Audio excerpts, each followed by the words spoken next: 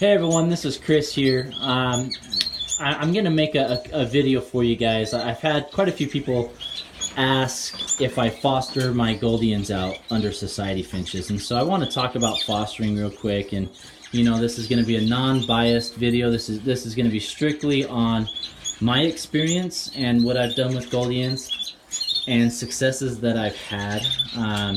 So it's been about 5 years now since I have fostered any Gouldians under societies, and so I have done it before. I've been successful at it, but as of the last 5 years, all of my baby Gouldians have been 100% parent raised. But there are a few things that I wanted to talk about, you know, for those who are interested in fostering societies, and you know, there's pros and cons. You know, some of the pros are, you know, society finches are another option for you to get baby Gouldians. Sometimes the parents, the Gouldian parents, they're not very good parents, and they'll toss their chicks or not raise them properly, or have a hard time sitting on eggs, whatnot. You know, and so, you know, if you have societies that are ready to sit, you know, that's an option that you can have, and you know, and it can be a good thing. Some things that people would say are a con for it is, you know, sometimes the Gouldians can, oh man, what's the word I'm looking for? I don't remember the word. I'm sorry about that. They can imprint. There we go. They can imprint on society finches, and they think that they're a society rather than a Gouldian. So, you know, if you have them in an aviary full of Gouldians and society finches, they'll go and sing to the society finch instead of the Gouldian finch.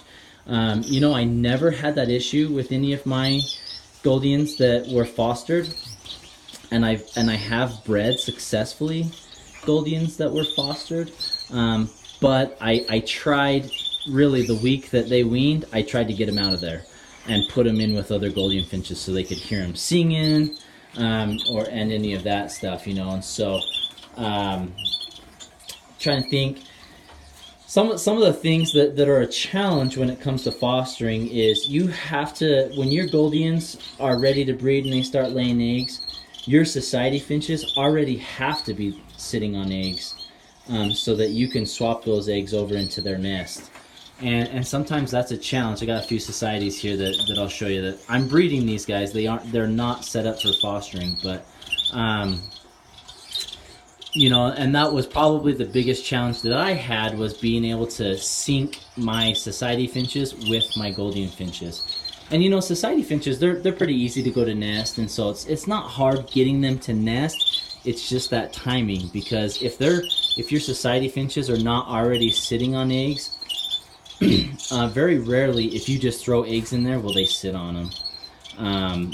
You know, and so that can be a challenge. And so one thing that I found to be successful with my society finches is I would do a trio of males. And you know, males, they are horny as any other bird could ever be, and they're constantly wanting to mate. You can see this male singing right here. And I had more success with my males fostering my Gouldian finches, and so I'd have 3 males together, or 2 males, either or. I'd put a nest in there, they would build the nest up, and they would sit in there, and then I would slowly add 1 egg a day, 1 fake egg a day, until I got to about 4 or 5 eggs, and they would think that the other's laying an egg, and they would start sitting. And then that's when I would transfer my Gouldian eggs over, once they started sitting. So I found that fostering with male society finches was much easier. And let me tell you my experience with females and why it's a little bit harder. Female societies, you know, you can do a pair or a trio, and the problem with the female societies is many times they would lay their own eggs. So, you know, you put 4 eggs in there, 4 dummy eggs, and they start sitting, and then you swap out those dummy eggs for the Gouldian eggs, and they start sitting on the Gouldian eggs, and then they would start laying their own eggs. So 5 days later, you look in the nest, and there's 10 eggs in there. And so, you know, the Gouldian eggs aren't getting incubated properly because there's just too many eggs in there. and you sometimes you wouldn't know which eggs are which. So that was a little bit of a challenge when it came to fostering with female society finches. I'm not saying it can't be done, because it can. Just in my experience, it was a little bit more challenging, and so males were kind of what I went to as far as fostering goes. You also have to make sure, and you'll have to forgive me if those who know what the name of the disease is, please leave it in the comment below. If society finches, many society finches can carry a certain type of disease that doesn't infect them, but it infects the Gouldian finch. And if they're fostering Gouldian babies, that disease will kill the baby, either when it's weaning or before it even leaves the nest. And one of the ways that you can tell if they have that disease or not is when, many times if the chicks are dead and they have a full crop, usually that's a sign that they have that bacteria or that disease from the society finch, and that's why they died. Now, there are times that the chick could get squished and it's got a full crop, but maybe mom squished it or another baby squished it and it dies. So don't just automatically assume that your birds are diseased if you found a dead baby. But if you hatch 4 babies and 3 out of the 4 babies die with the full crop, that's a pretty good indication that maybe your societies are carriers.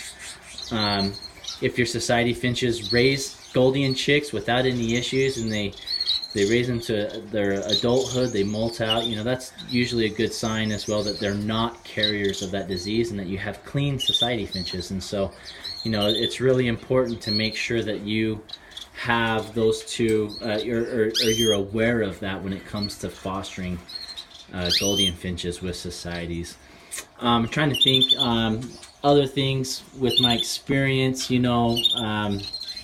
you can get them synced up, that's really good. That helps. It's just trying to get them synced up, and I would usually try and get my society pair in breeding mode first and have them sitting on eggs, and then I would pair my Gouldians together, just so that when my Gouldians laid the eggs, my societies were already sitting on fake eggs, and it was easier to swap out the eggs and let them sit and hatch them out. And so you have that. There were times in the past where I only had 1 or 2 Gouldian pairs, and so that's why I fostered, was if there were any chance of the babies weren't going to make it or my pairs weren't sitting properly, I would throw them over to my society finches and let them raise them. I tried to give the parents the first chance.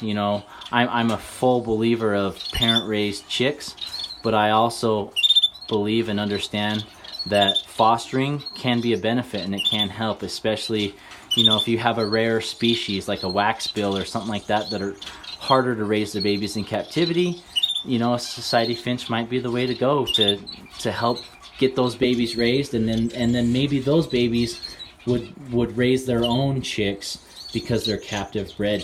So but those are just a few things on fostering. So I'm not going to say fostering is the way to go, but I'm also definitely not saying that you shouldn't foster, because there are circumstances where I believe that fostering is a benefit and a tool. So that's been my experience, but I try now to 100% let my parents raise their own babies, and I did good with the Gouldians this year. I had 1 chick that was tossed, and it survived, and I was able to put it in a different nest that had chicks about the same age, and it raised and it weaned, so that was a success. But other than that, I didn't have any pairs that tossed any more chicks. And even that same pair that tossed that 1 chick, they laid again and hatched out 4 babies and raised them all the way up to weaning time. And so that, so give the parents the benefit of the doubt and try everything you can to give those parents an environment where they feel comfortable and they feel like they have all the resources to raise their chicks.